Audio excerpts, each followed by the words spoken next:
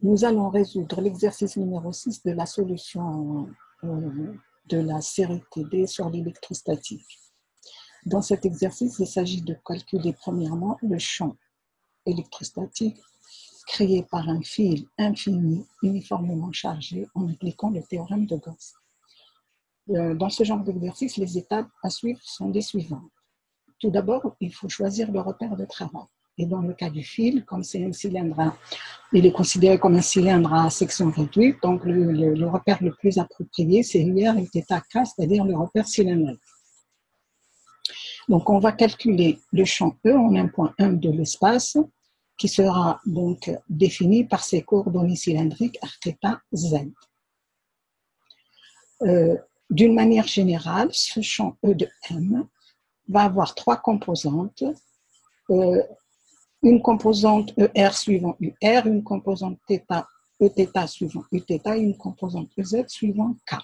Les trois composantes vont dépendre de la position de M. Donc, chacune va dépendre de R, θ et Z. On va appliquer donc, le théorème de Gauss pour le calcul de ce champ E de M. Et rappelons que quand on applique le théorème de Gauss, il faut procéder à un calcul de flux à travers une surface fermée. Donc, il faut tout d'abord rechercher la direction des lignes de champ E. Alors, pour justement trouver la direction du champ E créé par un fil infini uniformément chargé, on va étudier les symétries de la distribution de charge sur le fil. Donc, voilà, le fil étant infini, on a un point M de l'espace. Il faut éviter de prendre le point M sur la distribution de charge. Donc, on prend un point quelconque de l'espace, caractérisé par ses coordonnées R, θ et Z. Et ici, on a représenté le repère donc, associé au point M, UR, Uθ, K, le repère cylindrique. Eh bien, on remarque que la distribution de charge sur le fil infini présente un plan de symétrie π1 qui va couper, c'est un plan vertical qui va couper longitudinalement le fil et qui va passer par le point M. Alors, ce plan π1, c'est le plan URK. D'après le principe de Curie, si la distribution de charge présente un plan de symétrie, le champ E appartient à ce plan de symétrie. D'autre part, on a le plan π2 passant par M et coupant transversalement le fil chargé en deux. Donc, c'est un plan de symétrie pour la distribution de charge. Et par conséquent, le champ au point M appartient à ce plan. Autrement dit, le champ E au point M va appartenir au plan π1 et va appartenir au plan π2, donc il va appartenir à leur intersection. Donc, il faut, pour déterminer l'orientation de E au point M, il faut au moins deux plans de symétrie. Et donc, on en déduit que E en M va avoir une seule composante, E de R, θ, Z, UR, puisqu'il va être dirigé suivant UR, l'intersection des deux, donc l'intersection des deux plans π1 et π2, suivant UR. Donc, on peut le retrouver ici. Voilà, le plan π1, c'est URK, le plan π2, c'est UR, Uθ, l'intersection, c'est UR, suivant UR. De plus, donc, on va voir si cette composante E de R, θ, Z, donc il y a ici trois variables, on va voir de quelle variable va dépendre cette composante de E de n. Pour cela, il faut étudier l'invariance de la distribution de charge. Comme lambda est constant, donc la densité linéique de la distribution de charge est constante, donc cette distribution va être invariante par translation le long de OZ. Ça veut dire quoi? Ça veut dire que si l'on se déplace sur le fil infini chargé, lambda étant constant, donc la charge ne change pas.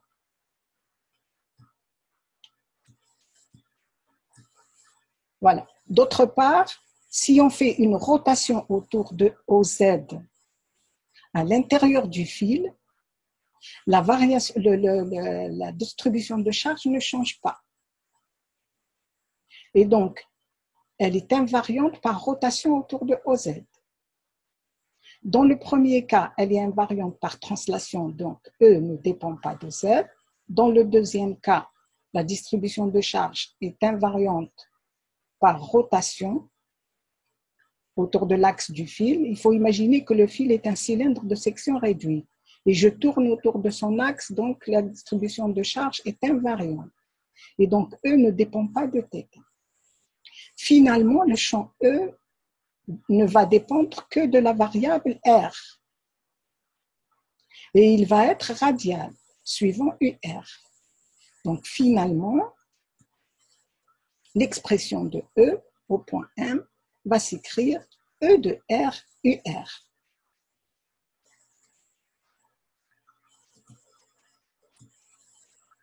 Maintenant, on va choisir notre surface de Gauss compte tenu de toutes ces symétries. Donc, rappelons que l'étude de la symétrie a montré que de M ne dépendait que de R et est dirigée selon UR. Le choix de la surface de Gauss, en fait, consiste à trouver une surface fermée telle que E de R est constant sur cette surface ou sur une partie de cette surface. On a vu que donc, le E ne dépendait que de R et que pour un R fixé, le E est constant. De plus, il faut que E vecteur soit parallèle ou perpendiculaire aux éléments ds en vecteur de cette surface. Par conséquent, dans le cas du fil infini, la surface de Gauss SG la plus adéquate sera un cylindre de rayon R et de hauteur H passant par le point M où l'on veut calculer le champ. La hauteur H est arbitraire. On verra par la suite que le champ ne va pas dépendre de cette hauteur H. Donc,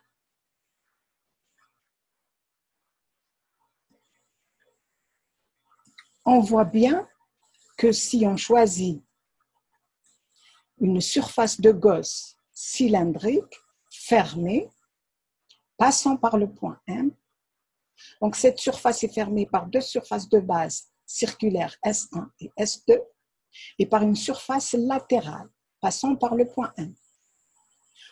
Alors, on voit que le champ E, d'une manière générale, il va être constant à la distance R, donc pour tous les points de cette surface latérale. Et il va être partout radial, Donc, il va suivre le vecteur unitaire UR du repère cylindrique. Donc, SG va être égal à S1 plus S2, les deux surfaces de base, plus la surface latérale, surface fermée.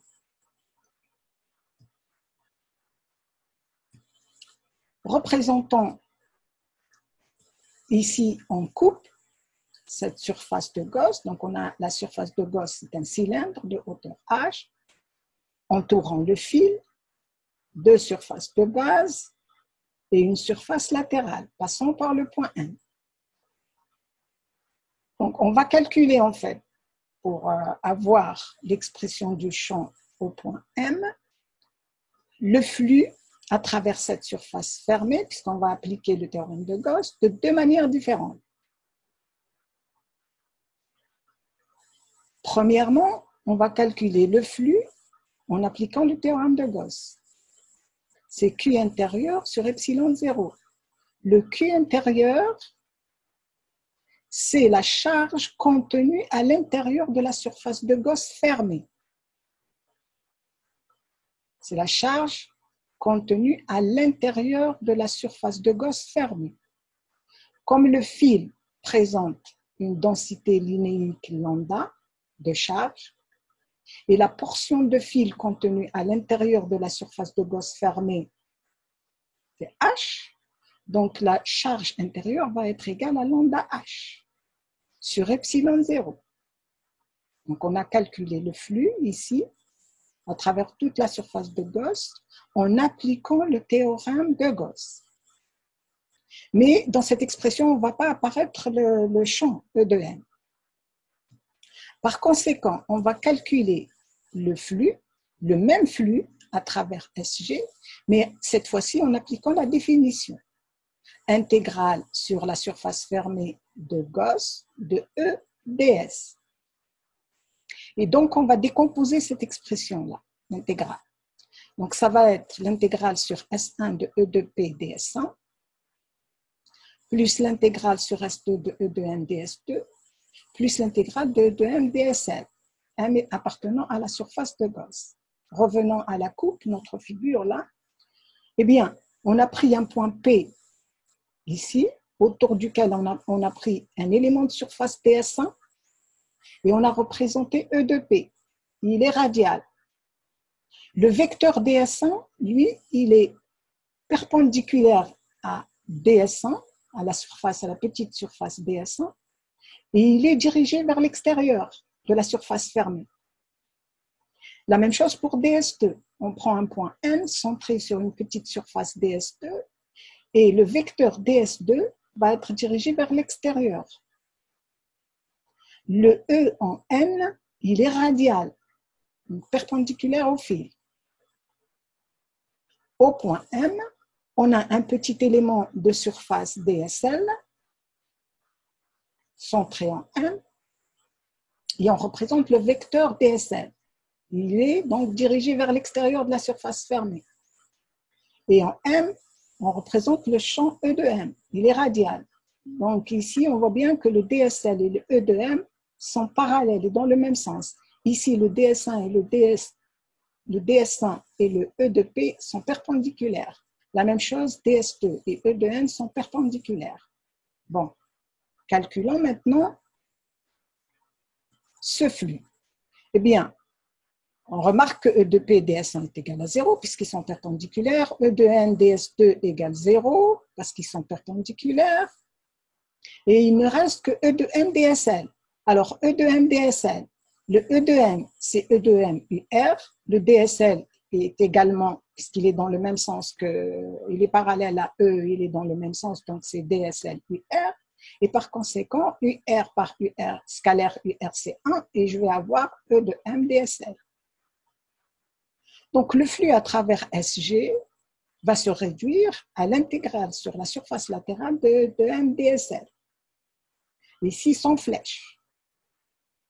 J'ai remplacé le produit scalaire par E de M dsl, voilà, sans flèche. Et comme E de M est constant sur toute la surface latérale du cylindre, dans cette intégrale, le point M, on a pris un point M quelconque. Donc, pour vérifier ça, il faut que pour vérifier cette expression-là, il faut que le point M appartienne à la surface latérale. Donc, quel que soit le point M, je vais avoir ça. Et donc, le champ M, E de M sur toute la surface latérale va être constant. Je le sors de l'intégrale.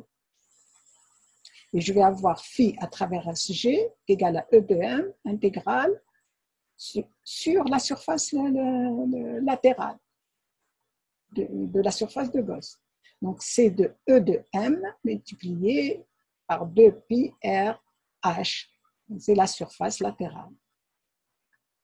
multiplié par le module E de M. La surface latérale, le calcul de la surface latérale, on l'a vu dans le TD préliminaire. Donc, on a calculé en fait le flux de deux manières différentes.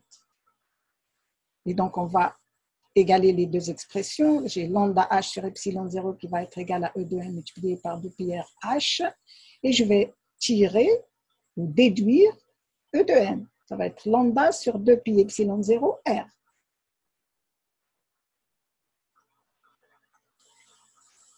Vectoriellement, E de M va s'écrire lambda sur 2 pi epsilon 0 R UR. Donc, on a déterminé le champ dans l'espace. Quel que soit le point M, ce champ va être radial. Donc, on va avoir le fil infini et on va voir dans tout l'espace donc le champ qui va être radial par rapport au fil.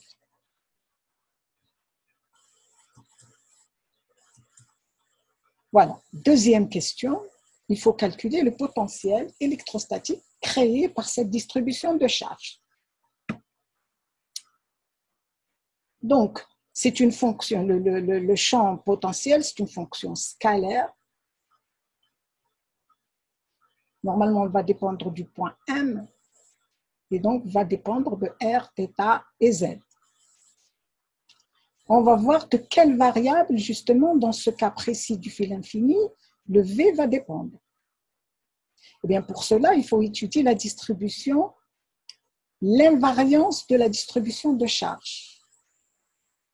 Et on a bien vu, quand on a cherché la direction, quand on a cherché justement les coordonnées dont dépend le champ E de M, que cette distribution était invariante par rotation autour de OZ et par translation le long de OZ. Donc, il en est de même pour le potentiel. Comme E ne dépend pas de R, donc le potentiel ne va pas dépendre, comme le E ne dépendait pas de Z et ne dépendait pas de θ, donc V ne va pas non plus dépendre de Z et de θ. Donc, il ne va dépendre que de R, comme le champ. Et pour calculer V, on va utiliser la relation générale qui relie le champ au potentiel. Donc, E égale moins gradient V. En coordonnées cylindriques, le gradient va avoir pour composante les dérivées partielles. Il va s'écrire en fonction des dérivées partielles.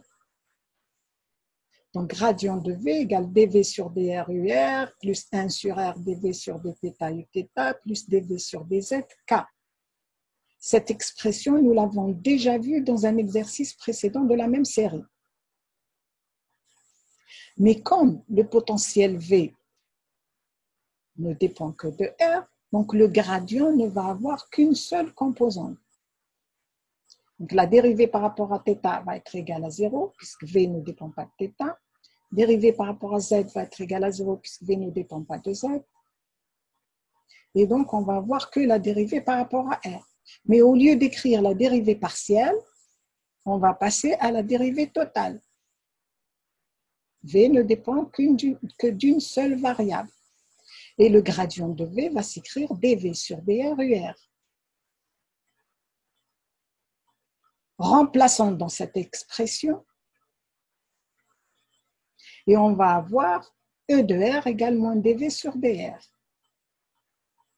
On peut donc tirer dV en fonction de R, ça va nous donner moins lambda sur 2 pi epsilon 0 R dr. Et en intégrant, on obtient le potentiel au point M. Donc V de M ou V de R égale intégrale de moins lambda sur 2 pi epsilon 0 R dr plus une constante. Parce que le potentiel est toujours défini à une constante près. Alors maintenant, le moins lambda sur 2 pi epsilon 0, c'est une constante. On peut le sortir de l'intégrale et on aura l'intégrale de dr sur R. L'intégrale de dr sur R, c'est le log népérien de R. qui fait que le potentiel au point M ou bien V de R est égal à la distance R du fil va être égal à moins lambda sur 2 pi epsilon 0 log de R plus la constante.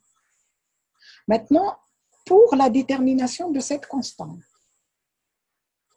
on ne peut pas poser V égale 0 à l'infini, car la charge n'est pas nulle à l'infini. Donc, pour avoir une valeur de cette constante, on va supposer, par exemple, que pour une position particulière, on connaît le potentiel V de R0 égale V0. On connaît la valeur du potentiel à la position R0. Donc, on remplace ici, on écrit V de R0 égale moins lambda sur 2 pi epsilon 0 log de R0 plus C égale à V0. Puisqu'on a posé V de R0 égale à V0. Et on déduit C. C en fonction de V0 et de R0. Qu'on va remplacer ici, dans l'expression générale du potentiel. Et à ce moment-là, on obtient V de R égale V0 moins lambda sur 2 pi epsilon 0 log de R sur R0. Voilà.